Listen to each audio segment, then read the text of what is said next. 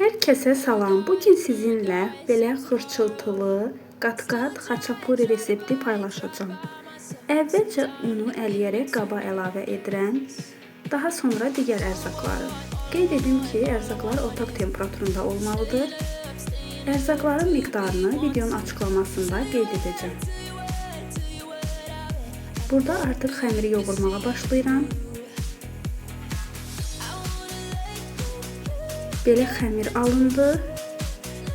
Üzərini streçlə örtərək mayalanmağa göndərirəm. Daha sonra içliyi hazırlayıram. Bunun üçün bizə az duzlu pendir, kəsmik və yumurta lazımdır. Bunları qarışdırıram.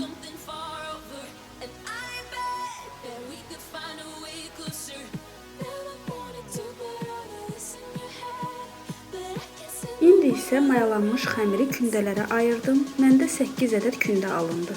Baxın, çox yumşaq xəmirdir, əl ilə belə açılır. Nazik formada yayıram.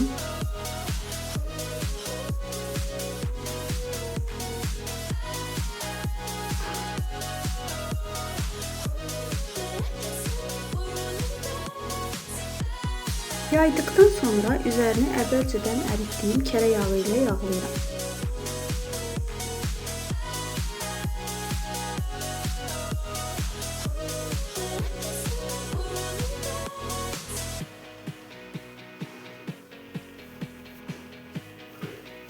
Yağladıqdan sonra bu formada bükürəm.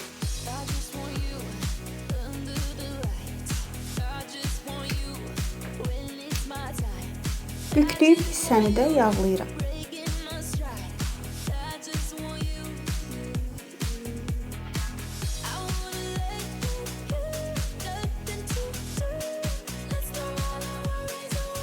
Digər kündələri də eyni qayda ilə edirəm. 15 dəqiqə gözlətdikdən sonra bu formada azca yayıram.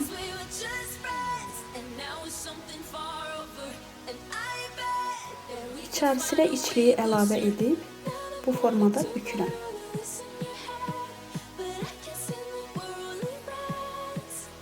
Qıraqları möhkəm bükün ki, bişərkən açılmasın.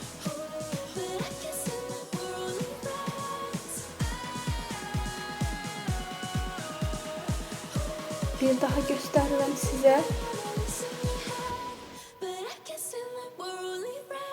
Yenə içlik əlavə etdim və belə formada bükürəm.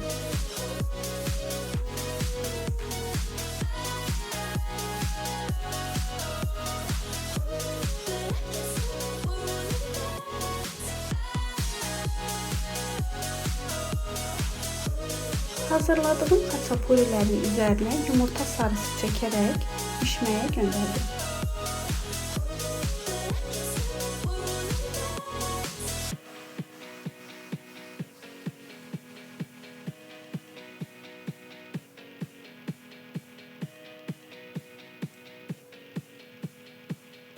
Mən 180-190 dərəcə temperaturda bişirdim.